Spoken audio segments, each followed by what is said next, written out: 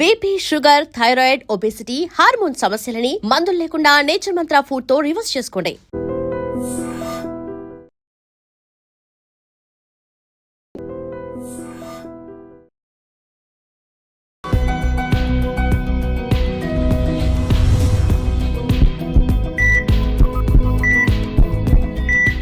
నమస్తే, welcome to healthy conversations with iDream media. నేను మీ Jhansi. So ఈరోజు మనతో సృజన ప్రమోద్ గారు ఉన్నారు, integrated oncologist, functional medicine specialist, అలాగే హోమియోపతి జనరల్ ఫిజిషియన్ కూడా, from healing wings homeo clinic నుంచి. సో థైరాయిడ్ గురించి మనం చాలా మాట్లాడుకున్నాం. హైపోథైరాయిడ్ అని, హైపర్ థైరాయిడ్ అని, థైరాయిడ్ ఎక్కువగా వస్తుంది అని చెప్పి. ఆఫ్టర్ కరోనా మనకి డిసీజెస్ ఎలా అయితే షుగర్, డయాబెటీస్ ఇవి ఎలాగైతే పెరుగుతున్నాయో, థైరాయిడ్ కేసెస్ కూడా ర్యాపిడ్గా పెరుగుతున్నాయట.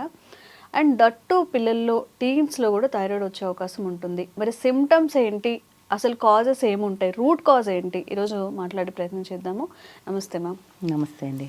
ప్రతి డిసీజ్ ఇప్పుడు అర్లీస్లో అంటే టీన్స్ నుంచి స్టార్ట్ చేస్తే 20sలో కూడా డయాబెటిక్ అవుతున్నారు అంటున్నారు.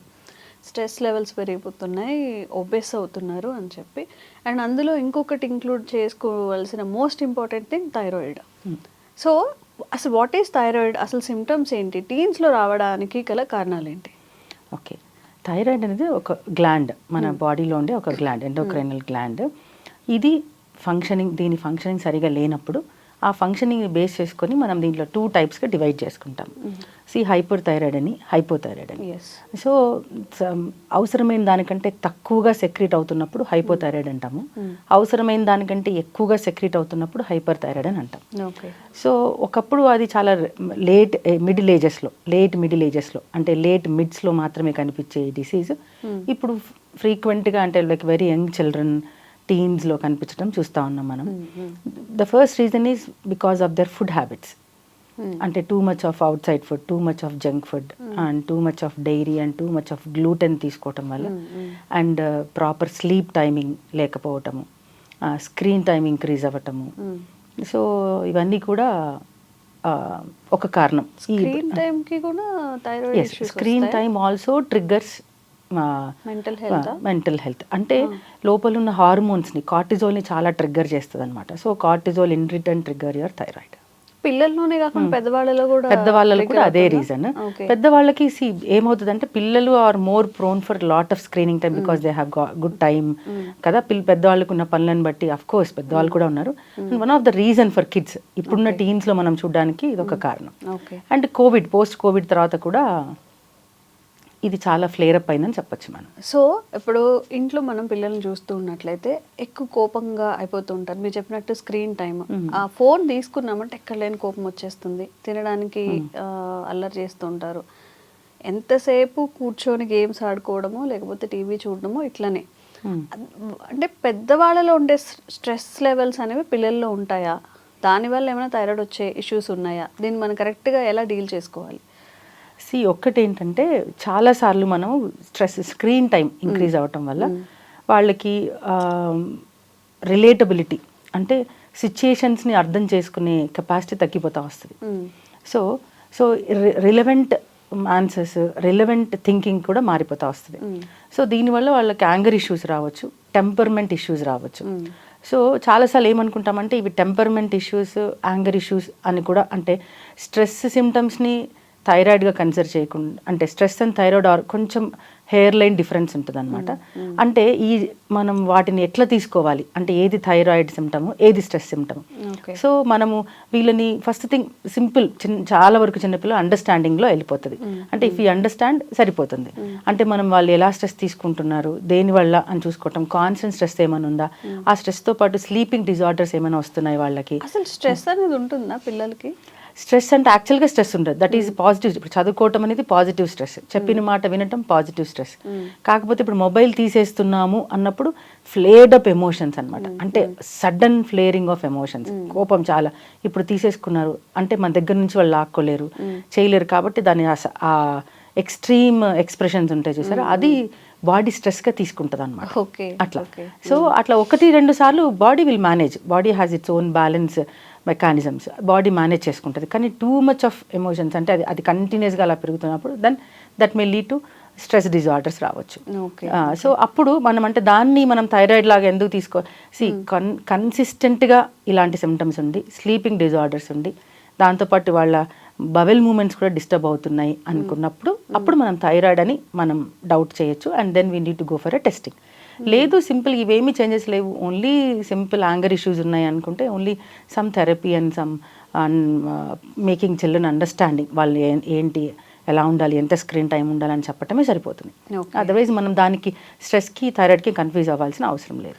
సో పిల్లల్లో ఈ థైరాయిడ్ ఇష్యూస్ వల్లనే గ్రోత్ కానీ ఎనర్జీ కానీ వాళ్ళ మెటబాలిజం కానీ డిస్టర్బ్ అయ్యే ఛాన్సెస్ ఉన్నాయి, వైస్ వర్సా పెద్దవాళ్ళలో కూడా. సో ఖచ్చితంగా ఉంటుంది, because thyroid hormone is a metabolic hormone. అంటే మెటబాలిజం మెయింటైన్ అవ్వాలంటే థైరాయిడ్ హార్మోన్ కూడా చాలా important, plays a very crucial role.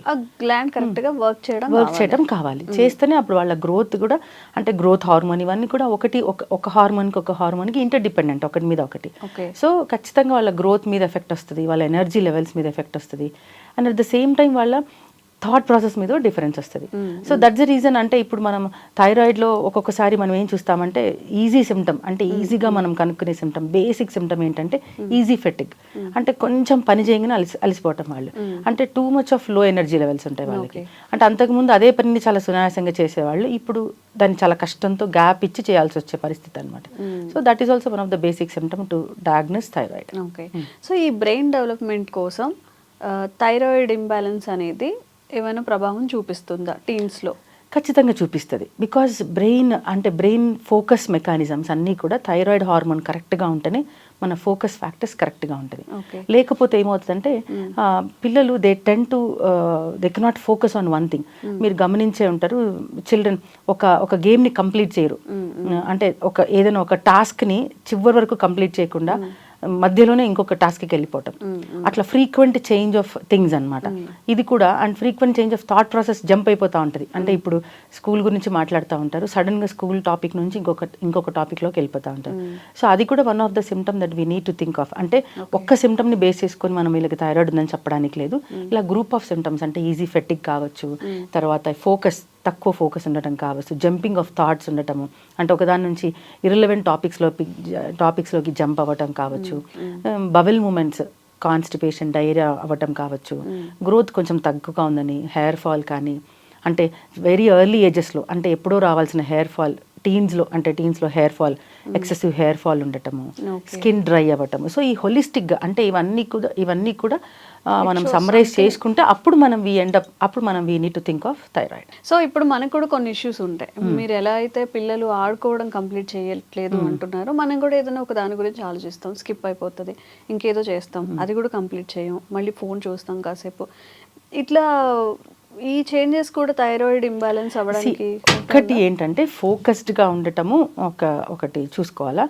అదొక్క సిమ్టమే కాదు, ఫోకస్ మిస్ అవుతుంది, థాట్స్ జంప్ అవుతున్నాయి అంటే అదొక్కటే కారణం కాకపోవచ్చు థైరాయిడ్కి. నేను చెప్పా కదా ఇప్పుడు ఇందాక మనం అనుకున్నట్టు సో మెనీ క్యుములేటివ్ ఎఫెక్ట్ ఇవన్నీ ఉన్నప్పుడు జనరల్గా మనం we think of thyroid problem అని చెక్ చేసుకోవాలి. సో ఈ థైరాయిడ్ అనేది డైజెస్టివ్ సిస్టమ్కి కానీ మన హార్ట్తో కానీ ఎలా ఇంటరాక్ట్ అవుతుంది? ఇప్పుడు ఇది కరెక్ట్గా లేకపోతే హార్ట్ ప్రాబ్లమ్స్ కానీ డైజెస్టివ్ ఇష్యూస్ కానీ వచ్చే అవకాశం ఉంటుందా? ఎస్, థైరాయిడ్ ఖచ్చితంగా హార్ట్ మీద దాని ప్రభావం చూపిస్తుంది. That's the reason uncontrolled thyroid patients కూడా కార్డియాక్ రిస్క్ చాలా ఉంటుంది వాళ్ళకి. సో ఏంటంటే హైపోథైరాయిడిజంలో ఏమవుతుందంటే జనరల్గా మనం ఇందాక హైపోథైరాయిడిజం అనుకున్నాం కదా, అంటే తక్కువ అవసరమైన దానికంటే తక్కువ హార్మోన్ రిలీజ్ అయినప్పుడు హైపోథైరాయిడిజం అన్నాం కదా. సో ఈ హైపోథైరాయిడిజంలో ఏం జరుగుతుందంటే కాంట్రాక్షన్స్ చాలా స్లో అయిపోతుంది, హార్ట్ కాంట్రాక్షన్ స్లో అయిపోతుంది, మజిల్ అంటే హార్ట్ మజిల్ దాని ఎలాస్టిసిటీని మెల్లమెల్లగా కోల్పోతూ వస్తుంది. సో కాంట్రాక్షన్ ఫోర్స్ తగ్గుతూ వస్తుంది. సో ఒక రకంగా డయాస్టోలిక్ ప్రెషర్ పెరుగుతుంది అనమాట. సో ఇదంతా కూడా అంటే మనం కార్డియాక్ అంటే దే మే ఎండప్ అంటే అన్కంట్రోల్డ్ మాల్ ట్రీటెడ్ అంటే సరిగా ట్రీట్మెంట్ చేయని thyroid patients may end up with cardiac risk. Hyper థైరాయిడిజంలో చూసుకుంటేనేమో వాళ్ళకి ఇంక్రీజ్డ్ కాంట్రాక్షన్స్ ఉంటాయి, హార్ట్ కాంట్రాక్షన్స్. అందుకనే హైపర్ థైరాయిడిజం పేషెంట్స్ చెప్తారు నాకు గుండె దడగా ఉందండి, గాబరాగా ఉందండి, లేకపోతే కళ్ళు తిరుగుతున్నట్టుగా ఉందండి. బికాస్ దీస్ ఆర్ ఆల్ అంటే వాళ్ళు ఇంక్రీజ్డ్ కాంట్రాక్షన్స్ అనమాట. సిస్టోలిక్ ప్రెషర్ పెరుగుతూ వస్తుంది. సో ఇది కూడా అంటే వాళ్ళ హార్ట్కి హైపర్ అయినా సరే హైపో అయినా సరే హార్ట్కి ఎఫెక్ట్ చూపిస్తుంది. సో అది అంటే అన్నిటిని మనం మేనేజ్ చేయటమే correct process. And digestive system yes, digestive సిస్టమ్కి వచ్చేసరికి థైరాయిడ్లో ఏం జరుగుతుందంటే thyroid and digestive system was very related, చాలా దగ్గర సంబంధం ఉంటుంది. అంటే డైజెస్టివ్ సిస్టమ్ ప్రాబ్లం ఉంటే కూడా థైరాయిడ్ రావచ్చు, థైరాయిడ్ ఉంటే కూడా డైజెస్టివ్ సిస్టమ్ రావచ్చు. It's vicious circle. Diabetes, PCOD, PCOS issues ఎలానో అలాగా ఒకదాని మీద ఒకటి ఇంటర్లింక్డ్ ఉంటుంది. యాక్చువల్గా ఫస్ట్ థైరాయిడ్లో ఈ ఇంటెస్టైనల్ లైనింగ్ దెబ్బతింటా వస్తుంది. థైరాయిడ్ ప్రాబ్లమ్స్ ఉన్నప్పుడు ఇంటెస్టైనల్ లైనింగ్ దెబ్బతింటుంది. అంటే ఇంటెస్టైనల్ లైనింగ్ ఒక థైరాయిడ్ వల్లే దెబ్బతింటుందా అంటే అలా ఏం కాదు, చాలా రకాల ఫ్యాక్టర్స్ ఉంటుంది. One of the factors also thyroid. కాబట్టి లీకీ గట్ సిండ్రోమ్ ఉంటుందన్నమాట. అంటే గట్ లీక్ అవుతూ ఉంటుంది. అంటే లోపల లైనింగ్ సరిగా లేకపోవటం వల్ల న్యూట్రియన్స్ అనేటివి సరిగా లోపలికి వెళ్ళవు, లోపల హోల్డ్ అవ్వాల్సిన న్యూట్రియన్స్ కూడా బయటికి రావటము, అంటే ప్రాపర్ అసిమిలేషన్ అబ్జార్ప్షన్ జరగకపోవడం జరుగుతుంది అనమాట. సో ఖచ్చితంగా వాళ్ళకి అందుకనే మనం థైరాయిడ్ పేషెంట్స్లో సివియర్ కాన్స్టిపేషన్ చూస్తాము, లేకపోతే సివియర్ డయేరియా చూస్తాం. ఇంకొంతమందికి రెండు ఉంటాయి, ఒకసారి నాకు డయేరియా ఉంటుందండి, ఒకసారి నాకు కాన్స్టిపేషన్ ఉంటుందండి, ఇలా రెండు ఉండడం చూస్తాం మనం. సో గట్ ఇష్యూసే బేసిక్ అయినప్పుడు గట్ ఇష్యూస్ని ఎలా ఫైండ్ అవుట్ చేయాలి, దాని ట్రీట్మెంట్ ఏమంటుంది? ఎస్, లీకీ గట్ సిండ్రోమ్ అనుకున్నాం కాబట్టి మనము ఈ గట్ రిలేటెడ్ థింగ్స్ అన్నీ కూడా మెటబాలిజంని డిస్టర్బ్ చేస్తూ వస్తాయి. సో ఇండిటన్గా ఆటోఇమ్యూన్ ట్రిగ్గర్ అవ్వడానికి కూడా గట్ కూడా ఒక కారణం. సో ఫస్ట్ గట్ని అడ్రస్ చేయాలి మనం అనుకుంటే వాళ్ళ డైటరీ హ్యాబిట్స్ని మనం చూసుకోవాలి. మనం ఇందాక డిస్కస్ చేసుకున్నట్టు డూస్ అండ్ డోంట్స్ని క్లియర్గా ఫాలో అవటం, అంటే డైటరీ థింగ్స్ అన్ని గ్లూటెన్ కానీ లేకపోతే మిల్క్ ప్రోడక్ట్స్ కానీ డైరీ ప్రోడక్ట్స్ తీసేయటము, ప్రాసెస్డ్ ఫుడ్ తీసేసుకోవటము, ఎక్స్ట్రీమ్ షుగర్స్ కట్ చేయటము, ఇది చేయాలి. దాని తర్వాత గట్ మనకు కొన్ని అలర్జీస్ ఉంటాయి అన్నమాట, ఫుడ్ అలర్జీస్ ఉంటాయి. అది మనం మన అబ్జర్వేషన్లో అయినా తెలుసుకోవాలి. అంటే నేను ఏ ఫుడ్ తింటే నాకు ఏం జరుగుతుంది అనేసి. లేదనుకున్నప్పుడు అలర్జిక్ ప్రొఫైల్ అని ఒక బేసిక్ బ్లడ్ టెస్ట్ ఉంటుంది, సింపుల్ బ్లడ్ టెస్ట్. సో దాని ద్వారా మనం దేనికి అలర్జీ ఉన్నాము, ఏ ఫుడ్ మనకు పడట్లేదు, అంటే ఫుడ్తో కావచ్చు, డస్ట్ కావచ్చు, what ever it is, medicines కావచ్చు, ఏది మనకు అలర్జీగా ఉంది అని టెస్ట్ చేసుకొని మనం తెలుసుకోవచ్చు. వాటన్నిటి నుంచి కూడా మనం దూరంగా ఉండాలి. అండ్ సెకండ్ థింగ్ అంటే ఒకటి ఇది చేయటము, మన అలర్జీ ఫుడ్స్ని తెలుసుకోవటము, అండ్ మన గట్లోని బ్యాక్టీరియాను అంటే బ్యాడ్ బ్యాక్టీరియా వచ్చేస్తుంది, ఆ బ్యాడ్ బ్యాక్టీరియాని క్లీనప్ చేసేసుకోవటం. అంటే ఫ్రీక్వెంట్గా ఇలాంటి గట్ ప్రాబ్లమ్స్ ఉన్నప్పుడు మనల్ని మనం డీవార్మ్ చేసుకోవటము ఒకటి, అండ్ డీటాక్స్ చేసుకోవటం. ఈ రెండు కూడా గట్ని సపోర్ట్ అంటే గట్ హీలింగ్లో సపోర్ట్ చేస్తాయి అన్నమాట. సో ఈ బ్యాడ్ బ్యాక్టీరియాని బయటికి పంపించడానికి మనం గుడ్ బ్యాక్టీరియాని పంపిస్తే కూడా సరిపోతుంది. One of the best things అంటే ప్రీ అండ్ ప్రోబయోటిక్స్ తీసుకోవటం. Frequent usage of pre and probiotics తీసుకోవటం వల్ల కూడా ఈ బ్యాడ్ బ్యాక్టీరియా బయటికి వెళ్ళిపోయి గుడ్ బ్యాక్టీరియా లోపల ఉండిపోతుంది. అండ్ జనరల్ డీటాక్స్ కూడా మనకు హెల్ప్ చేస్తుంది, అంటే ఈ మికోజల్ లైనింగ్ హీల్ అవ్వడానికి హెల్ప్ చేస్తూ వస్తుంది. సో ఇవన్నీ మనం రెగ్యులర్ మన లైఫ్ స్టైల్లో మనం ఇన్కార్పొరేట్ చేసుకోవటం వల్ల గట్ అనేది క్లియర్గా ఉంటుంది. ఓకే, సో డీటాక్స్ అన్నప్పుడు మనం చాలా పెద్ద పెద్ద ప్రొసీజర్స్ కాకుండా జనరల్గా డే టు డే లైఫ్లో ప్రాక్టికల్గా పాసిబుల్ అయ్యేవి ఏమన్నా సజెస్ట్ చేస్తారా? ఎస్, గుడ్ క్వశ్చన్ అండి. డీటాక్స్ అనేది రియల్గా there are so many procedures of detox, enormous procedures ఉన్నాయి. కానీ మనం సింపుల్ కామన్ మ్యాన్కి అవైలబుల్గా ఉన్న డీటాక్స్ ప్రొసీజర్స్ ఏంటంటే first detox procedure is good amount of water. మన బాడీకి మనం సరిపడా నీళ్ళు మంచిగా హైడ్రేట్ చేయటం వల్ల బాడీ తన సెల్ఫ్గానే తన టాక్సిన్స్ని బయటికి పుష్ అవుట్ చేసుకుంటుంది. And first is hydration, proper hydration. Second వచ్చేసి sun exposure, because vitamin D also helps in detox. Sun ఎక్స్పోజర్కి అంటే మనం ప్రాపర్గా సన్కి ఎక్స్పోజ్ అయినా కూడా అది మనకి మంచిదే, అంటే ఎర్లీ మార్నింగ్ సన్ ఎక్స్పోజర్. ఇలా లేనప్పుడు సింపుల్ మనకు అవైలబుల్లో ఉన్నట్టు ఈ ఇన్ఫ్రారెడ్ సానా థెరపీస్ అని ఉంటాయన్నమాట. So infrared sauna for 30 minutes మనం తీసుకోవటం కూడా మనం జనరల్ బాడీ డీటాక్స్ చేయడంలో హెల్ప్ చేస్తుంది. అండ్ అదర్ థింగ్ లైక్ కొన్ని సప్లిమెంట్స్ ఉంటాయి, బాడీ డీటాక్స్ సప్లిమెంట్స్. జనరల్గా ఈ సప్లిమెంట్స్ని మనం ఓన్ డెసిషన్ తీసుకోకూడదు, under the supervision of doctors తీసుకోవటము. అంటే లైక్ మనం వైటమిన్ డి డోసేజ్ కానీ, తర్వాత గ్లూటాథయోన్స్ కానీ, మిల్క్ థెజిల్ కానీ, ఇవన్నీ కూడా బాడీని డీటాక్స్ చేయడంలో హెల్ప్ చేస్తాయి అన్నమాట. And at the same time lemon water lemon వాటర్తో పాటు లెమన్ వాటర్ కూడా one of the good detox procedures. మన రెగ్యులర్గా అవైలబుల్ ఉన్న green tea, taking 2 cups of green tea per day is also a good detox. ఇవన్నీ కూడా gut and metabolic సిండ్రోమ్స్లో చాలా హెల్ప్ చేస్తాయి. Okay, so gut related issues ఉన్నప్పుడు ఆటో ఇమ్యూన్గా ట్రిగర్ అయ్యే అవకాశం ఉంది అంటారు. సో థైరాయిడ్లో కూడా ఇలా జరిగే అవకాశం ఉంటుందా? ఎస్, అదేనండి. So that's very good question. ఏంటంటే గట్ డిస్టర్బ్ అయినప్పుడు ఖచ్చితంగా ఆటో ఇమ్యూన్ సిస్టమ్ ట్రిగ్గర్ అవుతుంది. So that's a major role in Hashimoto's. అంటే అన్కంట్రోల్డ్ థైరాయిడ్ లేకపోతే మాల్ ట్రీటెడ్ థైరాయిడ్, మనం సరిగా జాగ్రత్తగా చూసుకుని thyroid may end up with Hashimoto's thyroiditis అంటాం. ఇది థైరాయిడ్లోని auto immune disorder, autoimmune condition of థైరాయిడ్ని మనం హషిమోటోస్ అని అంటాం అనమాట. ఇక్కడ ఏం జరుగుతుందంటే ఈ గట్లో ఉన్న అంటే గ్లూటెన్ ఇంటాలరెన్స్ కావచ్చు, కేజిన్ ఇంటాలరెన్స్ కావచ్చు, ఇవన్నీ ఏం చేస్తాయంటే ఈ థైరాయిడ్ టిష్యూ ఈ గ్లూటెన్ రెండు ఒకటే రకంగా కనిపిస్తాయి అనమాట, ఒకటే రకంగా ఉంటుంది. సో దీనివల్ల గ్లూటెన్ సేమ్ ఉండటం వల్ల యాంటీబాడీస్ ఏమనుకుంటాయంటే అంటే ఈ లోపల ఉన్న మనకున్న యాంటీబాడీస్ థైరాయిడ్ని అంటే గ్లూటెన్ అటాక్ చేయబోయి థైరాయిడ్ గ్లాండ్ని అటాక్ చేయడం మొదలు పెడతాయి. కాబట్టి అప్పుడు మనం థైరాయిడ్ గ్లాండే డిస్ట్రాయ్ అయిపోతుంది అనమాట. అంటే ఆటో ఇమ్యూన్ డిజార్డర్ బేసిక్ ఏంటంటే ఏ ఇమ్యూనిటీ అయితే మన బాడీని కాపాడాలో, ఏదైతే ఏ టాస్క్ ఫోర్స్ ఏదైతే మన ఆర్మీ, మన బాడీని ప్రొటెక్ట్ చేసే ఆర్మీ ఏదైతే మనల్ని ప్రొటెక్ట్ చేయాలో అదే ఆర్మీ మన బాడీ సెల్స్ని తినటం, that is called as auto immune disorder. ఇక్కడ థైరాయిడ్లో ఏం జరుగుతుందంటే బికాస్ ఆఫ్ దిస్ ఇవన్నీ లీకీ గట్ ఉండటం వల్ల ఈ యాంటీబాడీస్ థైరాయిడ్ టిష్యూని అటాక్ చేయడం మొదలు పెడతాయి. సో థైరాయిడ్ టిష్యూలోనే ప్రాబ్లం వచ్చేస్తుంది, అంటే టిష్యూ డ్యామేజ్ జరుగుతుంది, ఆటోమేటిక్గా ఫంక్షనల్ డ్యామేజ్ కూడా జరుగుతుంది. So that the reason it's a severe part of thyroid disorders. Hashimoto's అనేది సివియర్ పార్ట్. దట్స్ ఇప్పుడు ఈ మధ్య కాలంలో so much prevalent in thyroid conditions. ఇప్పుడు ఏంటి హైపర్ మనం మాట్లాడుకున్నాం కదా, ఈ రెండు కేసెస్లో కూడా వీళ్ళకి కూడా ఈ హషిమోటో థైరాయిడ్ వచ్చే అవకాశం ఉంటుందా? ఇద్దరికీ ఉంటుంది రావడానికి. అంటే ఈ హషిమోటోస్ ఏదైతే అంటే మనం ప్రాపర్గా ట్రీట్ చేయకుండా ప్రాపర్గా మనం ఓన్లీ అంటే ఇప్పుడున్న రెగ్యులర్ ట్రాక్ ఏంటంటే మెడిసిన్ మన థైరాయిడ్ డయాగ్నోసిస్ అయిపోయింది.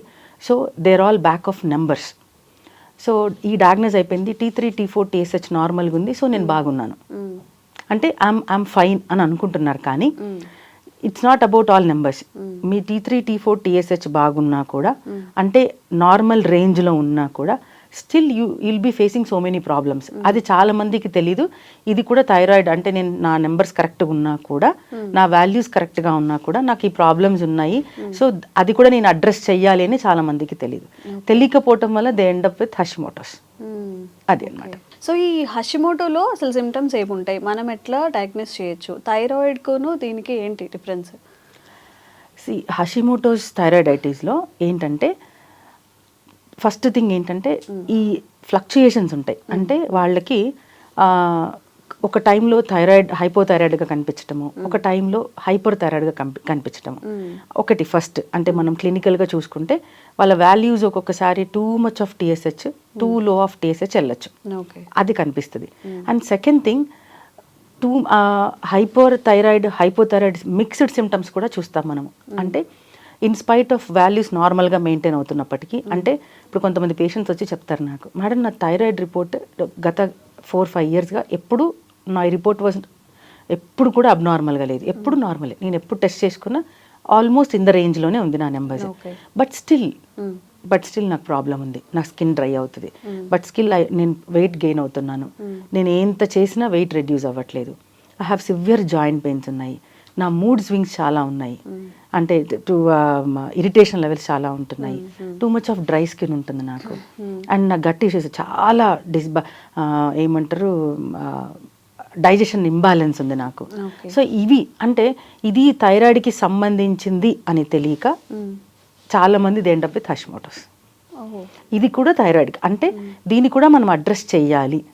సో దే ఆర్ స్లోగా ఆటోఇమ్యూన్ అంటే ఇది ఇప్పుడు రిపోర్ట్స్ తెలియటం లేదు, అంటే రిపోర్ట్స్ నార్మల్గా ఉన్నంత మాత్రాన వాళ్ళు సేఫ్ కాదు, సిమ్టమ్స్ కూడా బాగుండాలి, symptoms and values should be in normal, అప్పుడే మనం ప్రాపర్ జోన్లో ఉన్నట్టు, సేఫ్ జోన్లో ఉన్నట్టు.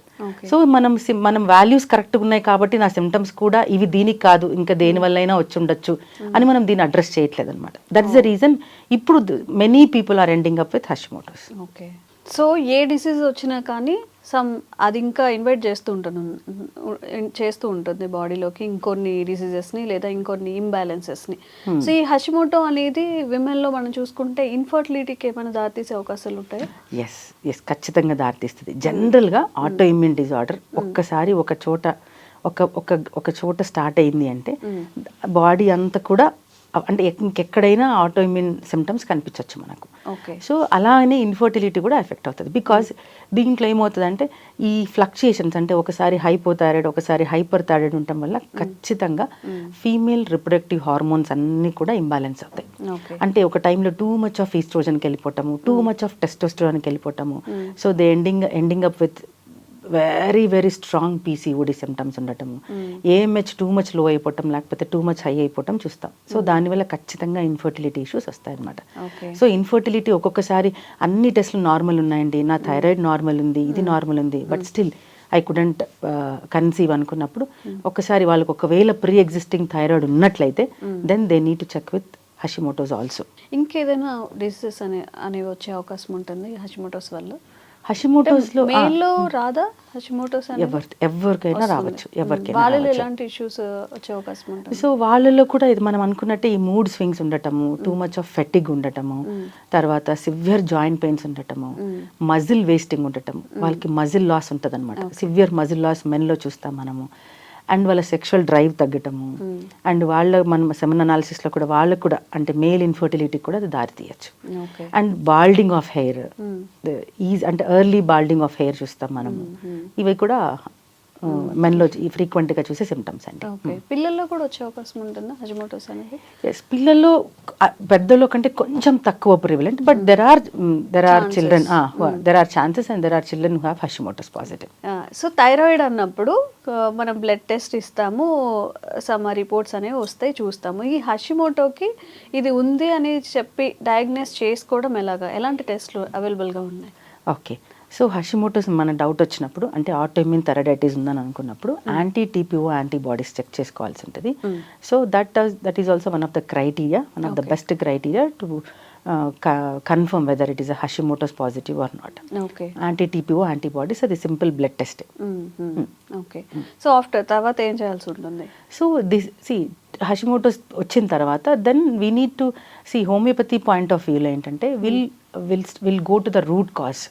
రూట్ కాజ్ని మనం స్టడీ చేస్తాము. ఎందుకు వచ్చింది అంటే థైరాయిడ్ ఎందుకు ఎండ్ అయింది, ఏమైనా స్ట్రెస్ రిలేటెడ్ థింగ్స్ ఉన్నాయా, లేకపోతే హార్మోన్ రిలేటెడ్ ఇష్యూస్ ఉన్నాయా, ఇవన్నిటికి ఏమి ట్రిగ్గర్ అంటే what actually have been triggered, ఇదంతా కూడా డీప్ కేస్ స్టడీ చేయడం జరుగుతుంది పేషెంట్స్ని. సో ఎక్కడ ట్రిగ్గర్ పాయింట్ జరిగింది అండ్ ఏమైనా అలర్జీస్ ఉన్నాయా. ఒక్కొక్కసారి ఈ హషిమోటోస్కి టాక్సిన్స్ కూడా చాలా హెల్ప్ చేస్తాయి అనమాట. మన బాడీలో ఉండే టాక్సిన్స్ కూడా ట్రిగ్గర్ చేస్తాయి ఆటో ఇమ్యూన్ డిజార్డర్ని. సో మనం ఈ టాక్సిన్స్ టెస్ట్ కూడా చేస్తాం దాంతోపాటు. అంటే డీప్ కేస్ స్టడీ తీసుకున్నప్పుడు మనకు అర్థమవుతుంది వీళ్ళు లైఫ్ స్టైల్ వల్ల వచ్చిందా, లేకపోతే జెనెటిక్ కాజెస్ వల్ల వచ్చిందా, లేకపోతే హెరిడిటరీ కాజెస్ వల్ల ఏమైనా వచ్చిందా, లేకపోతే ఏమైనా టాక్సిన్స్ వల్ల వచ్చిందా. సో ఇవన్నీ కూడా మనం డీప్ పర్ఫెక్ట్ కేస్ స్టడీ తీసుకున్నప్పుడు దెన్ అప్పుడు దానికి సరిపడా టెస్ట్లను కూడా చేయడం జరుగుతుంది. సో యాజ్ ఏ రీజనరేటివ్ స్పెషలిస్ట్గా ఈ హషిమోటోస్ విషయం మాట్లాడితే మనం ఏవైనా ప్రూవెన్ టెక్నిక్స్ ఉన్నాయా దీన్ని లైఫ్ లాంగ్ మెయింటైన్ చేసుకోవడానికి? Yes. So life long maintain చేయాల్సిన అవసరం లేదు. If you really address it properly మనం కంప్లీట్గా మనం హషిమోటోస్ పాజిటివ్ నుంచి హషిమోటోస్ నెగటివ్కి కూడా రావచ్చు. So there are so many patients personally I have lot of experience in it. So అంటే యాంటీ టీపీఓ యాంటీబాడీస్ హై నుంచి నార్మల్కి తీసుకురావడం జరుగుతుంది. వన్ ఆఫ్ ద ఏంటంటే first basic thing along with the treatment మనం ఆలోచించాల్సిన ఫస్ట్ టెక్నిక్ ఏంటంటే diet. So డయట్లో మనం చాలా చేంజెస్ అనమాట. సో చేంజెస్ ఇన్ సెన్స్ కొన్ని అడిషన్స్ అండ్ కొన్ని డెలీషన్స్ చేయాలి, కొన్ని ఫుడ్ని యాడ్ చేయాలి, కొంచెం ఫుడ్ని తీసేయాలి. తీసేయాల్సిన ఫుడ్ని మాట్లాడుకుంటే మనము ఫస్ట్ థింగ్ డైరీ ప్రోడక్ట్స్ని తీసేయాలి. అండ్ దెన్ గ్లూటెన్ ఉన్న ప్రోడక్ట్స్, గ్లూటెన్ ఏవైతే ఉన్నాయో అంటే వీట్, మైదా అవన్నీ కూడా మనము అవాయిడ్ చేయాలి. అండ్ డైరీకి సంబంధించినవన్నీ మ్యాక్సిమం వరకు అంటే గీ బటర్ కాకుండా, అంటే మిల్క్ తీసుకోకూడదు, but curd, buttermilk, ghee butter తీసుకోవచ్చు, but milk in direct form తీసుకోకూడదు. సో ఇది మనం అవాయిడ్ చేయాల్సి ఉంటుంది. And too much of carbs, అంటే carbs actually are very good for body, అంటే బ్రెయిన్ ఫంక్షనింగ్ కానీ మజిల్ కానీ మనకు proper energy source is carb, తప్పేమీ లేదు. కానీ టూ మచ్ ఆఫ్ కార్బ్స్ తీసుకోవటం కూడా మనము తగ్గించాలి. అంటే అన్వాంటెడ్ షుగర్స్, ఇప్పుడు cool drinks, soft drinks, chocolates, sweets, అవన్నీ అంటే అన్వాంటెడ్ ఫుడ్స్ అన్నీ కూడా, ఇంకా ప్రాసెస్డ్ ఫుడ్ కూడా, ప్యాక్డ్ అండ్ ప్రాసెస్డ్ ఫుడ్ కూడా తీసుకోకూడదు. ఇవి మనం తీసుకోకూడదు. తీసుకోవాల్సిన డైట్ ఏంటంటే first comes with lot of greens, అన్ని coloured vegetables, all dark coloured vegetables contains lot of good nutrients and good molecules మన థైరాయిడ్ ఫంక్షన్కి సపోర్ట్ చేయడానికి. And cruciferous vegetables like cabbage, cauliflower, యాక్చువల్గా ఒక మిత్ ఉంది క్యాబేజ్ అండ్ క్యాలీఫ్లవర్ మంచిది కాదు అని, కానీ but taken in very good amounts ఇవన్నీ కూడా మంచిది. ఈ క్రూసిఫరస్ అంటే లైక్ క్యాబేజ్, క్యాలీఫ్లవర్, బ్రాకలీ ఇవన్నీ కూడా మంచివి ఈ మనము ఈ విషయం మేనేజ్మెంట్లో. ఓకే. అండ్ ఇప్పుడు ఏ డిసీజ్కి వచ్చినా కానీ ఎక్సర్సైజ్ చేయకపోయినా డైట్ మాత్రం ప్రాపర్గా ఉండాలంటారు, అది కరెక్టేనా? ఎస్, ఎక్సర్సైజ్ కూడా ఉండాలి, డైట్ కూడా కరెక్ట్గా ఉండాలి. సో ఎక్సర్సైజ్ లేకుండా మెటబాలిజంని మనం మెయింటైన్ చేయలేము. కాబట్టి I say that 80% of diet and 20% of exercise is always good for health. So హషిమోటోస్కి కూడా మనం సప్లిమెంట్స్ త్రూ ఏదైనా సెట్ చేసుకోవచ్చు, అసలు సప్లిమెంట్స్ అనేవి ఉన్నాయా? ఎస్, సప్లిమెంట్స్ ఉన్నాయి. అంటే ఏమవుతుందంటే ఈ హషిమోటోస్లో జనరల్గా బికాస్ థైరాయిడ్కి సంబంధించిన వాటిల్లో, అంటే థైరాయిడ్, హైపోథైరాయిడ్ కానీ హైపర్ థైరాయిడ్ కానీ, ఈ auto immune disorder of thyroid, Hashimoto's థైరాయిడైటిస్లో కానీ జనరల్గా వర్క్ చేసే సప్లిమెంట్స్ ఏంటంటే vitamin D3, because vitamin D3 is a immune booster, అంటే ఇమ్యూన్ సిస్టమ్ని చాలా వరకు కరెక్ట్ చేస్తుంది. ఇది ఆటో ఇమ్యూన్ డిజార్డర్ కాబట్టి good levels of vitamin D3 is very good for Hashimoto's. And then second coming iodine తీసుకోవాలి. Iodine also works in the gland రిపేర్కి iodine చాలా హెల్ప్ చేస్తుంది. సో అయోడిన్ సప్లిమెంట్స్ తీసుకోవాలి. అండ్ దెన్ సెలీనియం తీసుకోవాలి. Selenium helps in conversion of active and inactive thyroid hormones, అంటే T4, T3 hormones కన్వర్షన్లో selenium చాలా important role play చేస్తుంది. కాబట్టి selenium కూడా one of the good supplements. And జనరల్గా ఈ Hashimoto's triggers inflammation all through the body, అంటే body మొత్తంలో చాలా ఇన్ఫ్లమేషన్ని ప్రమోట్ చేస్తుంది. కాబట్టి అండ్ ఆల్సో ఈ థైరాయిడైటిస్లో కూడా ఇన్ఫ్లమేషనే కారణం కాబట్టి omega-3 ఫ్యాటీ యాసిడ్స్ చాలా హెల్ప్ చేస్తాయి అన్నమాట. సో ఇవి బేసిక్ థింగ్స్ హషిమోటోస్లో, along with the treatment, along with the diet మనం తీసుకోవాల్సిన సప్లిమెంట్స్ అయితే ఇవేనండి. Okay.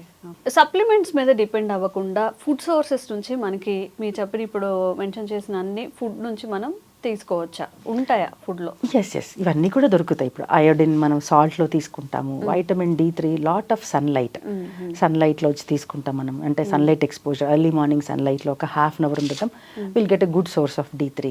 Iodine we can get a very good iodize salt ద్వారా తీసుకోవచ్చు మనము.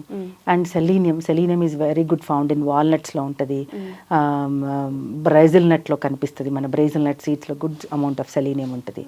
అండ్ మనం ఇంకా మాట్లాడుకున్న omega-3 fatty acids rich source వచ్చేసి ఫిష్లో కనిపిస్తుంది మనకు, ఫ్యాటీ ఫిష్లో ఉంటుంది.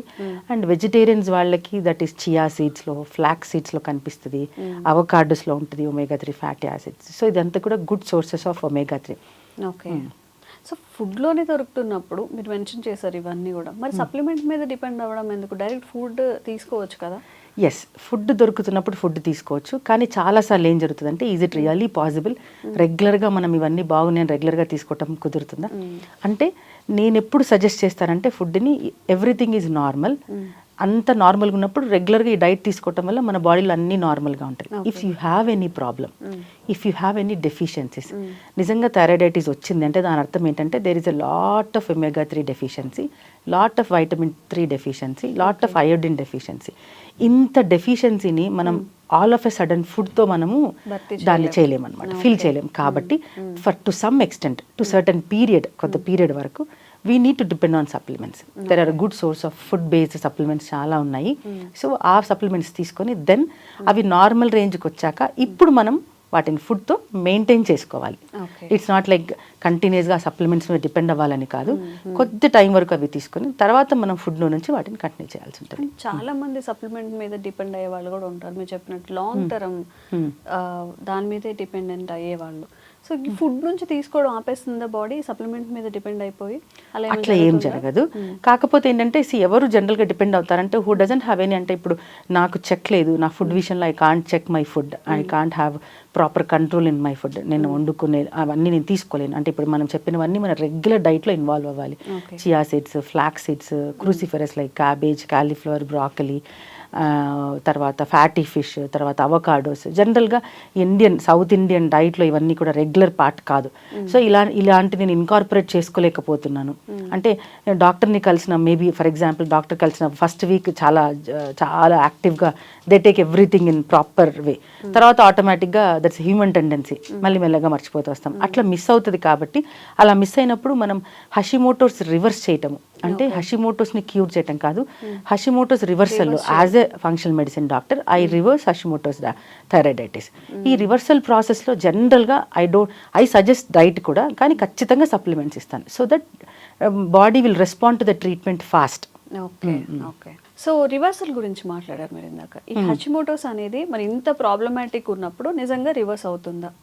ఎస్, ఖచ్చితంగా రివర్స్ అవుతుంది, ప్రొవైడెడ్ ఖచ్చితంగా డూస్ అండ్ డోంట్స్ క్లియర్గా ఫాలో అయినప్పుడు. అంటే మనం ఇందాక డిస్కస్ చేసుకున్నవన్నీ ఏవి తీసుకోకూడదు, ఏవి తీసుకోవాలి, ఇవన్నీ కరెక్ట్గా ఫాలో అయ్యి proper treatment, timeline treatment తీసుకున్నప్పుడు ఖచ్చితంగా రివర్స్ అవుతుంది. ఓకే, మీ strategy. So as a homeopathic ఫిజిషియన్గా మీ స్ట్రాటజీ ఏంటి రివర్సల్ చేయాలి అన్నప్పుడు? ఎస్, సో రివర్సల్ చేయాలనుకున్నప్పుడు ఫస్ట్ థింగ్ చెప్పా కదా, డీటెయిల్డ్ కేస్ స్టడీ తీసుకుంటాము. అంటే రూట్ కాజ్ ఎక్కడి నుంచి స్టార్ట్ అయింది, అంటే వీళ్ళు హైపర్ థైరాయిడ్ నుంచి హషిమోటోస్కి వచ్చారా, హైపోథైరాయిడ్ నుంచి హషిమోటోస్కి వచ్చారా. జనరల్గా హైపో నుంచి హషిమోటోస్కి రావటం జనరల్గా చూస్తాం మనము. సో ఇవన్నీ కూడా అంటే ఫస్ట్ రూట్ కాజ్ని స్టడీ చేస్తాము, జర్నీ ఆఫ్ ద డిసీజ్ని కూడా చూస్తాము, అంటే ఎక్కడ స్టార్ట్ అయ్యి ఎక్కడ ఎండ్ అవుతుంది, అంటే ఏ డైరెక్షన్లో వెళ్తుంది, జర్నీ ఆఫ్ ద డిసీజ్, ఇది కూడా కన్సిడర్ చేస్తాం. అండ్ దెన్ వాళ్ళ హెరిడిటరీ ఫ్యాక్టర్స్, ఫెమిలియల్ టెండెన్సీస్ ఏమున్నాయో చెక్ చేసుకుంటాం. వీటన్నిటిని కన్సిడర్ చేసుకొని ఒక ప్రాపర్ ప్రోటోకాల్ ఆఫ్ ట్రీట్మెంట్ కింద, ట్రీట్మెంట్తో పాటు అంటే మెడిసిన్తో పాటు మనం ఇందాక అనుకున్న ఈ సప్లిమెంట్స్ అన్నీ కూడా, అంటే వాటిని రిక్వైర్డ్ డోసెస్లో అనమాట, వాళ్ళకి ఎంత అవసరము. ఈ for example D3 10,000 IU per day ఇవ్వటం జరుగుతుంది, కొంతమందికి 60K పర్ డే ఇవ్వటం జరుగుతుంది. At the same time iodine కూడా, సెలీనియం కూడా 30 milligrams to 50 milligrams ఇవ్వటం జరుగుతుంది. So it depends upon there condition, వాళ్ళకి ఎంత ఉంది, ఎలా ఉంది అని చూసుకొని వాళ్ళకి డోసెస్ డిసైడ్ చేయడం జరుగుతుంది. అట్ ద సేమ్ టైం వాళ్ళకి కస్టమైజ్డ్ డైట్ ప్లాన్ ఇవ్వటం జరుగుతుంది.